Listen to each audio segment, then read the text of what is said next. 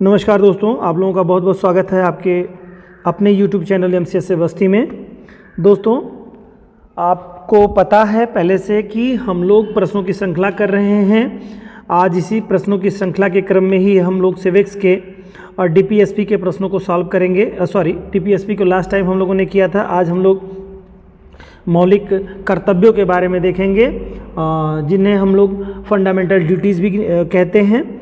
इसके प्रश्न आज होंगे और एग्ज़ाम के पॉइंट ऑफ व्यू से काफ़ी इम्पॉर्टेंट ये भी सेगमेंट आपके लिए हैं। तो आइए दोस्तों स्टार्ट करते हैं प्रश्नों की श्रृंखला को।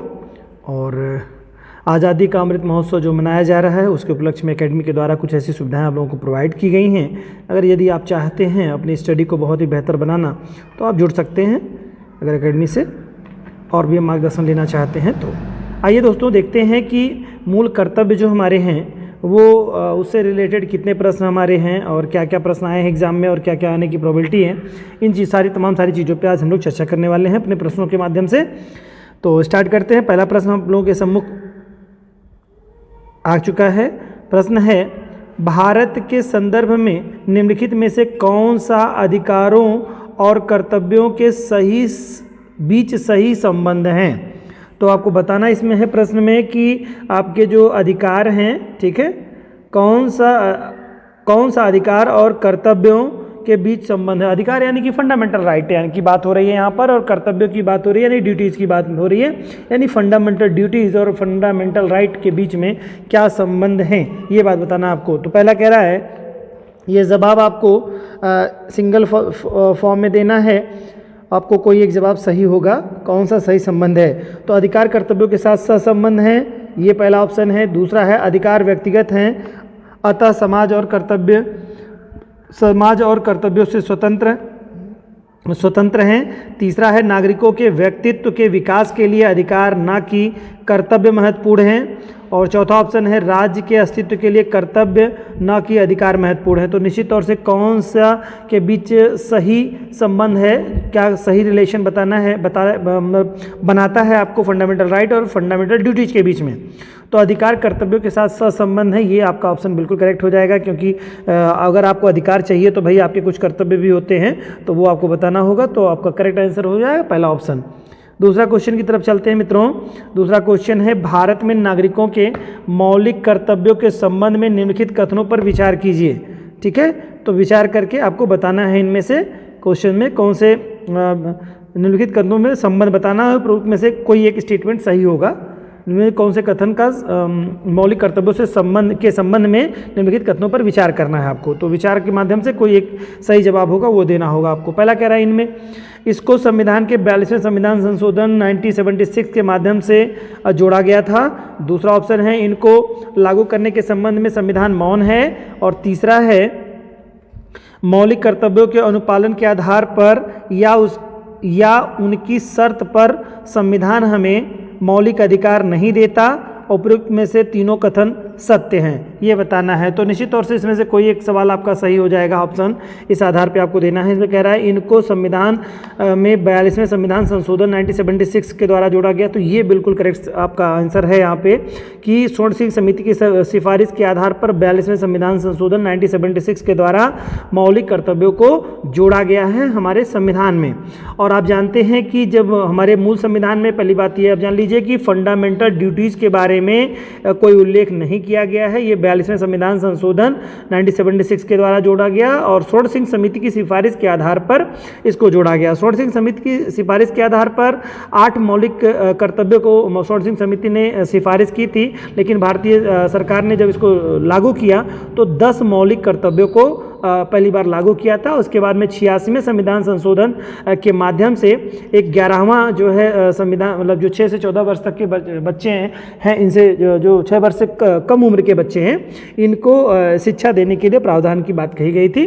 तो ये 86वें संविधान संशोधन के माध्यम 2002 के माध्यम से ये बात कही गई थी। तो कुल 11 इस समय मौलिक कर्तव्य हैं और ये फंडामेंटल ड्यूटीज़ जो हैं ये आपके मूल संविधान में नहीं उल्लेख है। ये 42वें संविधान संशोधन 1976 में स्वर्ण सिंह समिति के आधार पर किया गया था। एक बात और भी प्रश्न इसमें आता है, आगे संभवतः इसका प्रश्न एक है आपके पास होगा इसी सीरीज़ में आपके कि जिसमें बताया गया कि सोन सिंह समिति ने जो है कर देने की संस्तुति मतलब को भी टैक्स भरने की जो भरने के लिए भी एक मौलिक कर्तव्य बनाने की सिफारिश की थी। हालांकि संविधान में इसको फिर लागू नहीं किया गया। जब ये कर्तव्य जोड़े गए तो वहाँ पर जो टैक्स देने का अधिकार भी मौलिक कर्तव्य जो बनाया गया था उसको सरकार ने नहीं एक्सेप्ट किया।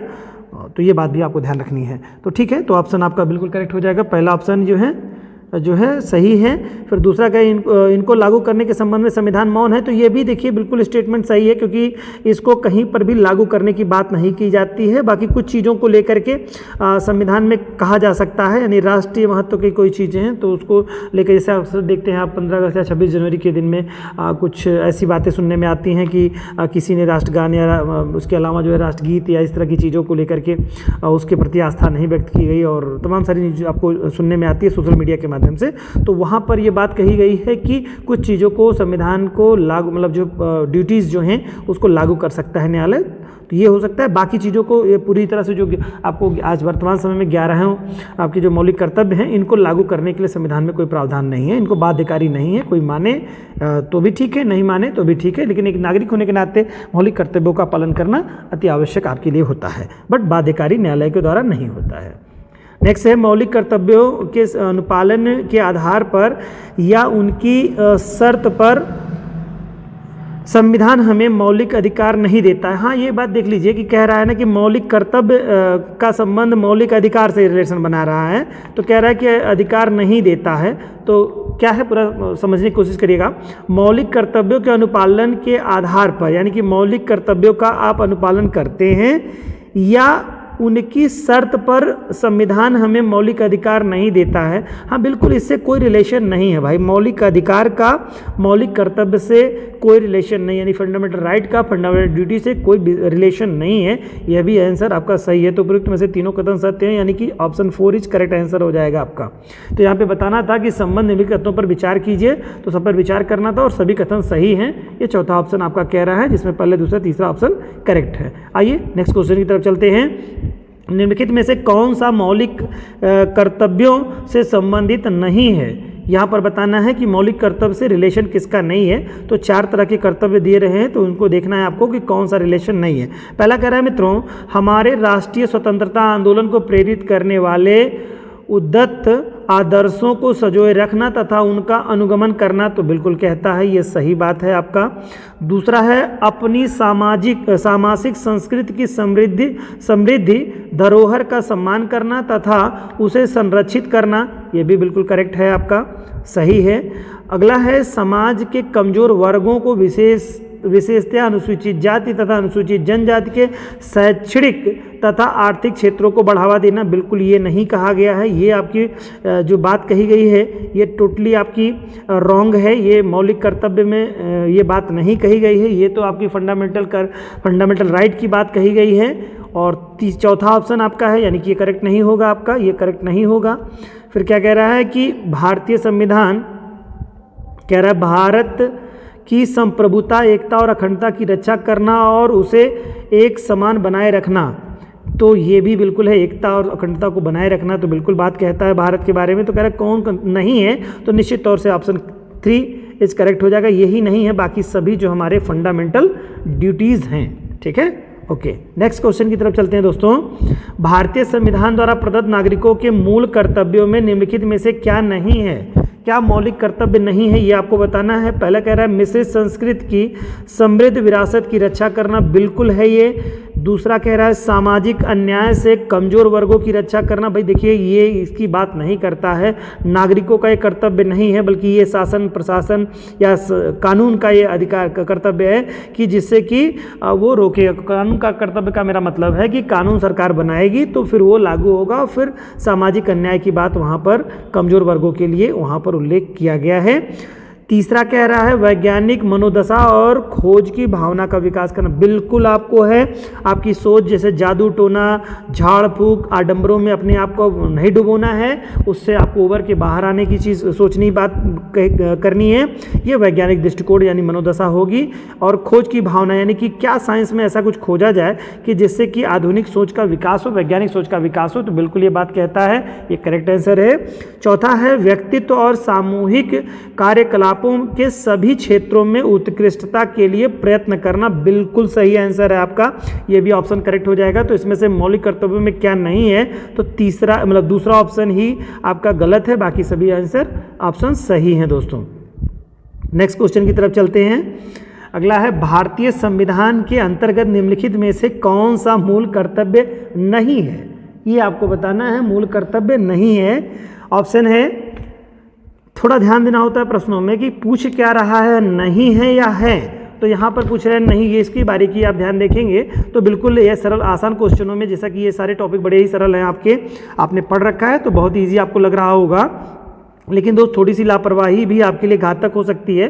इस नाते नहीं है यहाँ है, इसको विशेष तौर पे ध्यान देना है आपको। क्वेश्चन कह रहा है लोक चुनावों में मतदान करना, क्या ये आपका मौलिक कर्तव्य है? तो भाई ये तो आपका कानूनी अधिकार है, तो ये तो बिल्कुल नहीं है। ठीक है, नेक्स्ट है वैज्ञानिक प्रवृत्ति विकसित करना, बिल्कुल है भाई ये। सार्वजनिक संपत्ति की सुरक्षा करना, बिल्कुल है आपकी सुरक्षा, आप कहीं जाएंगे तो आप किसी भी सार्वजनिक संपत्ति को क्षति नहीं पहुंचाएंगे आप। नेक्स्ट क्वेश्चन है, नेक्स्ट ऑप्शन है संविधान के प्रति निष्ठावान रहना तथा उसके आदर्शों का सम्मान करना, बिल्कुल करेक्ट है, यानी कि तो पहला ऑप्शन बिल्कुल नहीं सही है। नेक्स्ट क्वेश्चन की तरफ चलते हैं दोस्तों। भारतीय संविधान में वर्णित मौलिक कर्तव्यों के संदर्भ में निम्नलिखित कथनों पर विचार कीजिए। इसमें से आपके 4 ऑप्शंस दे रहे हैं, 4 ऑप्शन में से कूट में आपको बताना है कि कौन कौन से क्या हैं मौलिक कर्तव्यों के संदर्भ में कथनों पर विचार करना है, कौन कौन से सही हैं, आपको सही का जवाब देना है। देखिए कह रहा है मूल संविधान में केवल 10 मौलिक कर्तव्य थे, बिल्कुल करेक्ट बात कह रहे हैं ये कि देखिए यहाँ पर कह रहा है कि मूल संविधान में केवल 10 मौलिक कर्तव्य थे दोस्तों, तो मूल संविधान में नहीं थे, कब थे? 42वें संविधान संशोधन के द्वारा 1976 में जब आपका फंडामेंटल ड्यूटीज़ लागू की गई तब था ये, यानी कि मूल संविधान में नहीं इसका वर्णन है दोस्तों। ये बारीकी से थोड़ा देखना है वरना गलत हो सकता है, क्वेश्चन आपका गलती आपसे हो सकती है, तो ये ध्यान रखना है आपको, ये बिल्कुल गलत हो गया आपका। दूसरा कह रहा है मौलिक कर्तव्य आयरलैंड के संविधान से लिया गया है, ये भी बिल्कुल गलत है, ये आपका यूएसएसआर से लिया गया यानी रूस से लिया गया है। और तीसरा आपका है मौलिक कर्तव्यों में से एक भारत में विज्ञान और प्रौद्योगिकी को बढ़ावा देना है, विज्ञान और प्रौद्योगिकी को बढ़ावा देना है, ये आपका है। और फिर कह रहा है आपको मौलिक कर्तव्य वाद्य योग्य है, तो नहीं, बिल्कुल वाद्य योग्य नहीं है भाई, ये भी आपका नहीं ऑप्शन है। तो इसमें से अगर आप देखेंगे तो कोई भी नहीं आपका, ये जो कह रहा है विज्ञान और प्रौद्योगिकी, यहाँ पर जो आपने पिछला वाला क्वेश्चन ऑप्शन देखा दोस्तों, इसमें क्या है वैज्ञानिक मनोदशा और खोज की भावना का विकास करना है, ये ऑप्शन जो आपको दिया हुआ है यहाँ पे ये करेक्ट था। विज्ञान प्रौद्योगिकी के बारे में उस समय कोई इस तरह से उल्लेख नहीं किया गया था, तो आपको ये वाला ऑप्शन बिल्कुल ही नहीं सही होगा, यानी यह भी आपका गलत आंसर हो जाएगा, यानी चारों में से कोई नहीं, तो उपयुक्त में से कोई नहीं सही है, तो option D is correct answer आपका हो जाएगा, कोई नहीं है इसमें से। नेक्स्ट है दोस्तों भारतीय संविधान में निम्नलिखित में से किस समिति की सिफारिश पर भाग 4.1 में मूल कर्तव्यों को शामिल किया गया? तो अभी हमने जिक्र किया था, सरकारी आयोग है, स्वर्ण सिंह समिति है, सेकटकर समिति है, फजल अली समिति है, तो बिल्कुल स्वर्ण सिंह समिति की सिफारिश पे किया गया था, ये आपको पहले से पता है दोस्तों। तो नेक्स्ट क्वेश्चन की तरफ चलते हैं आप लोग, स्वर्ण सिंह समिति करेक्ट आंसर हो जाएगा आपका। ठीक है, नेक्स्ट क्वेश्चन की तरफ चलते हैं। मौलिक कर्तव्यों के संदर्भ में निम्नलिखित में से कौन सा कथन सत्य है, यानी कि कौन सा राइट है आपको मौलिक कर्तव्यों के बारे में? पहला कह रहा है स्वर्ण सिंह समिति की सिफारिश के आधार पर 42वें संविधान संशोधन द्वारा 10 मौलिक कर्तव्यों को जोड़े गए। ठीक है, तो बिल्कुल सही है, 10 कर्तव्यों को जोड़ा गया, लेकिन यहाँ पर आप कह रहे हैं स्वर्ण सिंह समिति की सिफारिश के आधार पर 42वें संविधान संशोधन द्वारा 10 मौलिक कर्तव्यों को जोड़े गए। तो यहाँ पर जो कह रहा है समिति की सिफारिश के आधार पर, देखिए एक चीज़ ये जान लीजिए कि यहाँ पर क्वेश्चन देखने में आपको बिल्कुल सही लग रहा है और काफ़ी हद तक ये सही भी है, लेकिन एक चीज़ थोड़ी टेक्निकल इसमें है। स्वर्ण सिंह समिति की सिफारिश के आधार पर, तो स्वर्ण सिंह समिति में क्या कहा, मैंने आपको बताया था 8 जो है मौलिक कर्तव्यों की सिफारिश की थी। इन्होंने 8 मौलिक कर्तव्यों की सिफारिश की थी स्वर्ण सिंह समिति ने, और इन 8 में से एक था कर देने का जो अधिकार है, टैक्स देने का अधिकार, वो भी मौलिक कर्तव्य के रूप में इन्होंने सिफारिश की थी। लेकिन भारत सरकार ने इनके 10 में से एक को नहीं माना था, बाकी 3 को अपने तरफ से जोड़ करके यानी 10 को जोड़ा था। तो यह स्वर्ण सिंह समिति की सिफारिश के आधार पर 42वें संविधान संशोधन के द्वारा 10 मौलिक कर्तव्यों को जोड़ने की बात कर रहा है। ये थोड़ा त्रुटिपूर्ण हो जा रहा है, क्योंकि उन्होंने सिफारिश में मात्र 8 के लिए की थी, और जिनमें से एक टैक्स देने का भी अधिकार जो था वो भी आपका मौलिक कर्तव्य के रूप में था, जो कि सरकार ने उसको एक्सेप्ट नहीं किया था। यानी उनकी सिफारिश के आधार पर केवल 7 मौलिक कर्तव्यों को शामिल करना था, और 3 सरकार के द्वारा और भी माध्यम से जोड़ा गया उसमें। तो ये तो बिल्कुल थोड़ा सही इस नाते नहीं हो रहा है, लेकिन देखने में आपको बिल्कुल करेक्ट लग रहा होगा, तो थोड़ा सी बारीकी देनी है आपको ध्यान। दूसरा है, स्वर्ण सिंह समिति ने कर्तव्य का अनुपालन न करने के लिए दंडारोपण की अनुशंसा नहीं की थी। तो दंडारोपण की अनुशंसा जो है इन्होंने की थी, क्यों? क्योंकि वही जो आपने देखा टैक्स की चोरी वाली बात जो मैंने कही ना, तो उसको देना कर्तव्य जो था दोस्तों, तो उस आधार पर दंडारोपण की बात अनुशंसा नहीं की थी। दंडारोपण के अनुपालन न करने के लिए स्वर्ण समिति ने कर्तव्य का अनुपालन न करने के लिए दंडारोपण की अनुशंसा नहीं की थी। तो बिल्कुल इन्होंने नहीं की थी, ठीक है, नहीं की थी, नहीं मतलब की थी, तो ये भी गलत हो जाएगा। इन्होंने की थी तो नहीं की थी यहाँ पे कह रहा है ना, चूंकि मैंने अभी बताया आपको नहीं की थी, नहीं इन्होंने की थी, तो ये करेक्ट होना चाहिए। तो यहाँ पर नहीं थी, इस नाते इनकरेक्ट हो जाएगा, ये भी गलत हो जाएगा, यानी दोनों गलत हो गए आपके। और तीसरा कह रहा है मौलिक कर्तव्य नागरिकों और विदेशी वो सभी पर लागू होते हैं। तो देखिए मौलिक कर्तव्यों के लिए बहुत सारी ऐसी बातें बताई गई हैं, जैसे धरोहर की रक्षा करना, सुरक्षा करना, तो विदेशी नहीं चाहेगा अपने आप में। मौलिक कर्तव्य केवल जो है नागरिकों के लिए है, अपने भारतीय नागरिकों के लिए केवल रिजर्व्ड है, विदेशियों के लिए नहीं है, तो ये भी गलत आपका हो जाएगा। और लास्ट आपका ऑप्शन चौथा है, किसी भी कानून की संवैधानिकता का निर्धारण करने में न्यायालय मौलिक कर्तव्यों को विचार में रख सकता है, बिल्कुल रख सकता है, ठीक है, ये बात बिल्कुल कही गई है। और 1992 डी ऑप्शन करेक्ट हो जा रहा है इसमें से, क्योंकि इसमें कहा गया है 1992 में उच्चतम न्यायालय ने इस बात का मतलब संज्ञान लिया या रेखांकित किया कि किसी कानून की संवैधानिकता के निर्धारण में यदि न्यायालय को यह पता लगता है कि मूल कर्तव्यों के संबंध में विधि के प्रश्न उठते हैं, तो अनुच्छेद 14 और अनुच्छेद 19 जो है, 2 ये आपके अनुच्छेद हैं, यानी कि आपका समानता का अधिकार और स्वतंत्रता के अधिकार के आधार पर तर्क संगत अगर मानता है, संदर्भ में इन्हें तर्क संगत मानता है, तो इस प्रकार ऐसी विधि को असंवैधानिकता से बचाया जा सकता है, यानी कि इसको लागू किया जा सकता है। कुल मिला के समानता और स्वतंत्रता के अधिकारों का अगर विषय आ जाता है, तो किसी कानून के संवैधानिकता के निर्धारण करने में मौलिक कर्तव्यों को विचार में रख सकता है न्यायालय। ये बिल्कुल सही है आपका, तो ये ऑप्शन चौथा करेक्ट हो जाएगा दोस्तों। अगला है, निम्नलिखित में से किसे भारतीय संविधान के मूल कर्तव्यों की सूची में शामिल किया गया है, ठीक है, इसमें से कोई एक बताना है आपको, किसे शामिल किया गया है। तो कह रहा है बच्चों के स्वस्थ विकास के लिए अवसरों को सुनिश्चित करना, नहीं, ये अवसर की समानता वगैरह है, ये फंडामेंटल राइट है, ये ड्यूटी नहीं है आपका। दूसरा है सभी बच्चों को 6 वर्ष की आयु तक निःशुल्क शिक्षा उपलब्ध कराना, ये हो सकता है, ये बिल्कुल सही है आपका, ये करेक्ट आंसर है आपका। कर अंतर्राष्ट्रीय शांति और सुरक्षा, ये तो आपका DPSP है, अनुच्छेद 51। और अगला है आपका वैज्ञानिक दृष्टिकोण, मानवतावाद ज्ञानार्जन और सुधार की भावना का विकास करना। वैज्ञानिक दृष्टिकोण, मानवतावाद और का विकास करना, तो यहाँ पर आपका बिल्कुल ऑप्शन ये हो जाएगा, ये डी ऑप्शन यानी कि चौथा ऑप्शन यहाँ पर करेक्ट होगा। यहाँ पर जो कह रहा है 6 वर्ष तक की आयु तक निःशुल्क शिक्षा उपलब्ध कराना, ये जो आपका निःशुल्क जो शिक्षा उपलब्ध कराने की जो बात कर रहा है, ये आपका DPSP है दोस्तों, DPSP, directive principle of state policy, यानी कि राज्य के नीति निर्देशक तत्वों के अंतर्गत बताया गया है ठीक है। और ये भी बच्चों के स्वास्थ्य के विकास के लिए अवसर उपलब्ध कराना, ये भी डीपीएसपी का है ये, और ये भी डीपीएसपी है। 6 वर्ष से कम आयु के बच्चों को निःशुल्क शिक्षा उपलब्ध कराना और अंतर्राष्ट्रीय शांति सुरक्षा, ये भी डीपीएसपी। तीनों डीपीएसपी हैं। केवल मानवतावाद और ज्ञानार्जन और सुधार की भावना का विकास करना, ये आपका केवल फंडामेंटल ड्यूटी है। तो ये बात ध्यान रखिएगा, आपको फंडामेंटल ड्यूटी आपकी केवल यही चौथा ऑप्शन आपका करेक्ट हो जाएगा। नेक्स्ट क्वेश्चन है, निम्नलिखित में से कौन संवैधानिक प्रावधान पशुवध को प्रोत्साहित नहीं करता है? पशुवध को कौन नहीं प्रोत्साहित करेगा? तो राज्य के नीति निर्देशक तत्व तो बिल्कुल नहीं करता है ये भाई, पशुवध को रोकने की बात करता है, संरक्षण की बात इसमें कही गई है। इसके अलावा है मौलिक कर्तव्य है और उसके बाद मूल अधिकार है। तो इसमें देखिए दोनों हैं भाई, यहाँ पर दोनों ऑप्शन करेक्ट हो जाएंगे यहाँ पे, यानी कि दोनों ऑप्शन मतलब यानी कि राज्य की नीति निर्देशक तत्व भी हैं और यहाँ पर मौलिक कर्तव्य, ये दोनों जो हैं आपके, यानी कि ऑप्शन नंबर 4 में जो दिया है पहला दूसरा दोनों करेक्ट हो जाएगा। ये दोनों पशुवध को रोकने के लिए प्रोत्साहित करते हैं, तो ये थोड़ा सा आपको ध्यान रखना होगा। यहाँ पर प्रोत्साहन की बात कही गई है।